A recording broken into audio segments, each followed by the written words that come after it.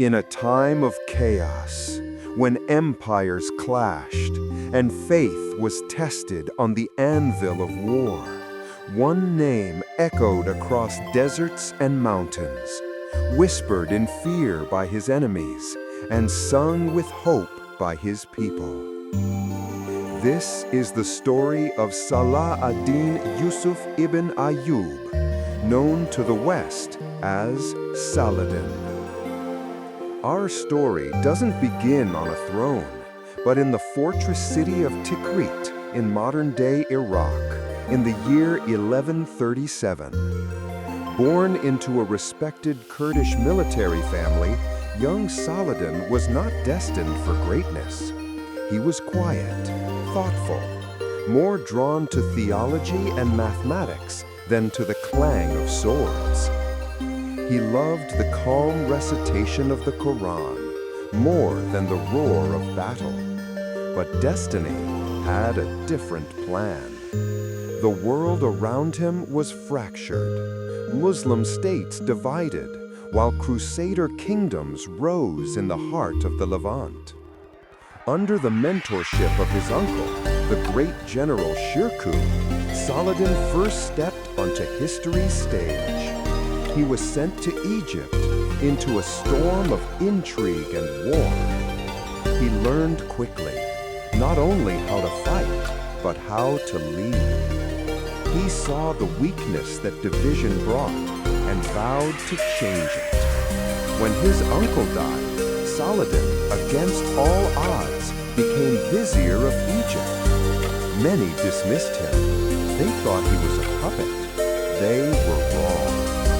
With wisdom and resolve, he reformed the economy, strengthened the army, and united a divided land. His vision grew clear: to drive the Crusaders from the Holy Land and to reunite the Islamic world. From Cairo, his influence spread like desert wind.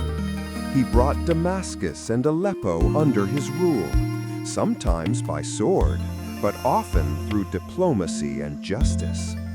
He built the Ayyubid Sultanate, a mighty realm stretching from Egypt to Syria.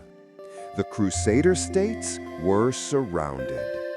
And at the heart of this coming storm lay one city, Jerusalem. For 88 years, Jerusalem, holy to Jews, Christians, and Muslims, had been under Crusader rule. For Saladin, its liberation was not mere conquest. It was a sacred duty. He prepared patiently for years, gathering allies, testing his foes, studying their tactics, their weaknesses, their pride. And in 1187, destiny called. The Crusader king, Guy de Lusignan, marched his entire army into the blazing plains of Hattin. Saladin had chosen the ground. He surrounded them, cut off their water, and set fire to the dry grass. The Crusaders choked on heat and smoke. Under a merciless July sun, their strength broke. Their banners fell. The Battle of Hattin was Saladin's masterpiece. The road to Jerusalem lay open. City after city surrendered: Acre, Sidon, Beirut. By September, Saladin's army stood before the holy city.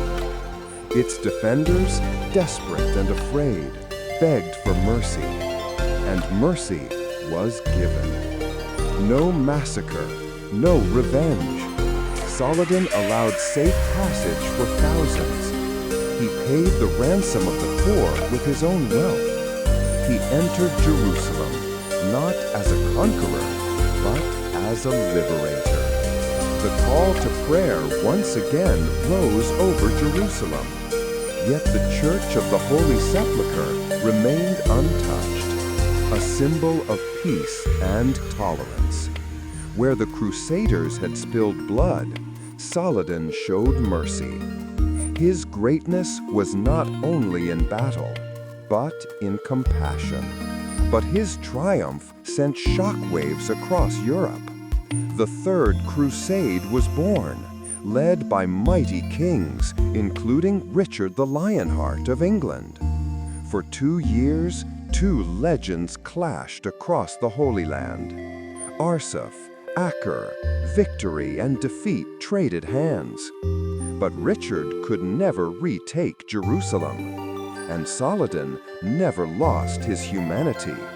They fought as enemies, but respected each other deeply. Stories tell of Saladin sending fruit and snow to the fevered Richard, and Richard offering his own knights to replace Saladin's fallen men. Pause 2. Their rivalry became legend, a duel of honor, not hatred. At last, weary of endless war, they agreed to peace. The Treaty of Ramla in 1192. Jerusalem would remain under Muslim control, but Christian pilgrims could visit freely. A victory of reason and respect. A few months later, Saladin fell ill with fever. He died in Damascus at 56 years old. When his treasury was opened, there was almost nothing left. The ruler of an empire had given everything away. His wealth was gone, but his legacy eternal. Saladin's name endures, not for conquest alone, but for his mercy, his justice, and his faith. He was the scholar who became a legend, the warrior who fought with honor, the sultan who showed the world that true greatness lies in compassion.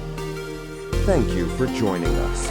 If you found inspiration in Saladin's story, like and subscribe for more epic tales from history.